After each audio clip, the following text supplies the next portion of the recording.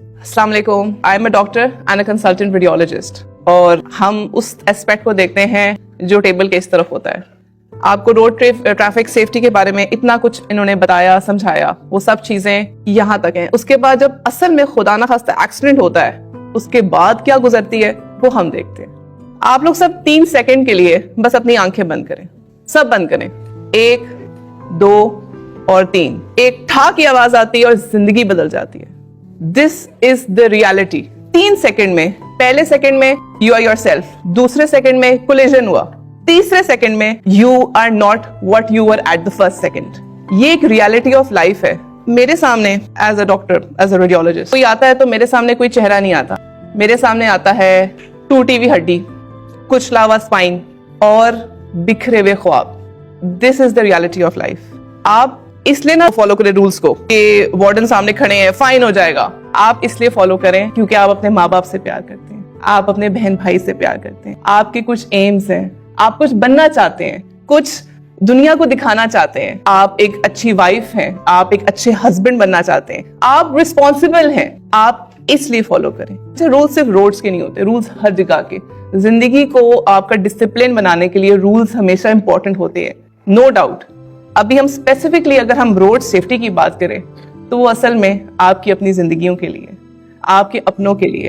Accidents जब हो जाते हैं तो ये चीजें सामने नहीं आती कि he was a bad driver, क्यों उसने हेलमेट नहीं पहना, उसके बाद सिर्फ अफसोस होता है। इसे कहते हैं ना कि सबसे ज्यादा तड़प वाली दुआएं मस्जिदों में नहीं, हॉस्पिटल्स में देखी गई हैं। आई पर्सनली थिंक अगर मेरी किसी बात से या डॉक्टर साहब की किसी बात से किसी की जिंदगी पॉजिटिव तरीके से बदल जाती है या उस किसी की जिंदगी बच जाती है तो शायद अल्लाह ने जो हमारी ड्यूटी थी यहाँ पे वो शायद पूरी की।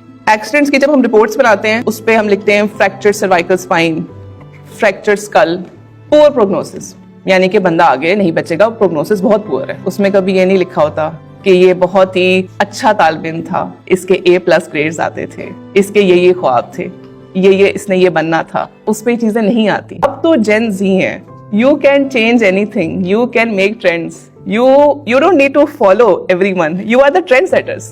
तो आप इस ट्रेंड को अपने अंदर से शुरू करें, अपने हैशटैग्स खुद डिफाइन करें। Yes, safety is priority. जब मैंने अपनी पोस्ट ग्रेजुएशन की डिग्री की, मेरा टॉपिक ही हेड इंजरी था। तो आप ये देखें, मैंने हेड इंजरी के ऊपर जितना रिसर्च किया है, जितना मेरा इसके ऊपर रिसर्च है, तो मुझे पता है कि मैंने टूटे हुए ख्वाब देखे हैं, मैंने एक बंदे के एक्सीडेंट के बाद खानदान उजड़ते देखे हैं, बीवियां, माएं, बहनें, बच्चे रुलते देखे हैं, उनको परेशान कोनों पे खड़े दुआएं करते देखा है, उनको आगे जरिया माश के बारे में फिक्र करते देखा है। रोड पे ज्यादातर उन लोगों का रेशो है जो हमारी जिसे कहते हैं ना वर्किंग एज ग्रुप है, जिसे आप कह लें लेट 20 से लेके 40 तक। ये वो ब्रैकेट है जो मेन अर्निंग ब्रैकेट है। अगर इस एज ग्रुप का बंदा बिस्तर पे पड़ जाए, हेलमेट ना पहनने से, स्पाइन इंजरी होने से, बेल्ट ना पहनने से, या खुदा ना खास्ता चला जाता है, तो घर का एक मेन अर्निंग रिसोर्स खत्म हो जाता है। कुछ लोगों के पास कुछ सेविंग्स होती हैं, लेकिन सेविंग्स भी कितना अरसा चलती है। इस महंगाई के जमाने में सेविंग्स कितना अरसा चल लेंगी। एक बंदे की अर्निंग से वैसे ही घर नहीं चलता।